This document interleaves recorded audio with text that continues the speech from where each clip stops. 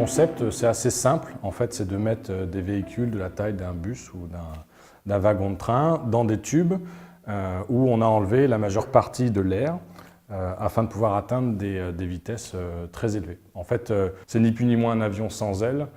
C'est un fuselage d'avion avec une cabine pressurisée pour permettre aux passagers de respirer. Et en cas de problème, on est déjà au sol. C'est un concept qui existe déjà depuis pas mal d'années. Plusieurs entreprises qui se sont lancées dans le développement de cette nouvelle technologie, dont Transpod, avec un objectif notamment de développer ça en Haute-Vienne. C'est une longue histoire et puis une belle histoire à la fois.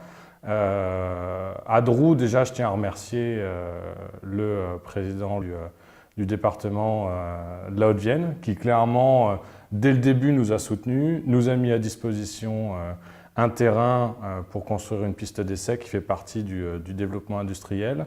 Donc je dois dire qu'on est à Drou aujourd'hui grâce au courage de certains élus. On a également commencé à travailler avec l'Université de Limoges. Les services de la préfecture nous ont également beaucoup aidés.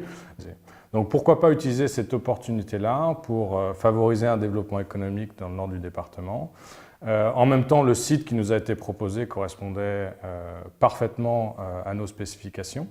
On est sur un terrain qui fait 3 km de long, c'est une ancienne voie ferrée. Donc derrière, on peut réhabiliter un petit peu ce site et développer le nord du territoire.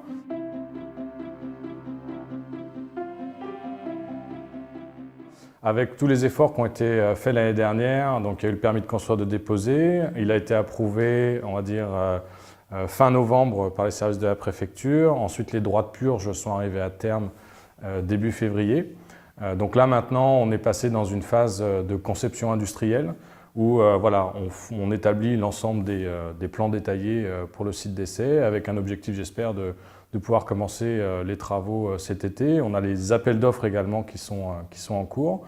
Et donc en parallèle, on continue à développer la technologie, on a la construction qui devrait démarrer et on commence à préparer en fait les prochaines étapes qui sont essayer en fait d'aller au-delà du centre d'essai en Haute-Vienne, mais également de sécuriser du développement industriel sur place. Quand je dis développer du développement industriel, c'est regarder comment on peut construire et industrialiser certains sous-ensembles. Donc la France pourrait être un des premiers marchés pour cette technologie-là. On a des intérêts du côté de Marseille. On regarde également le fameux POLT, Paris, Orléans, Limoges, Toulouse.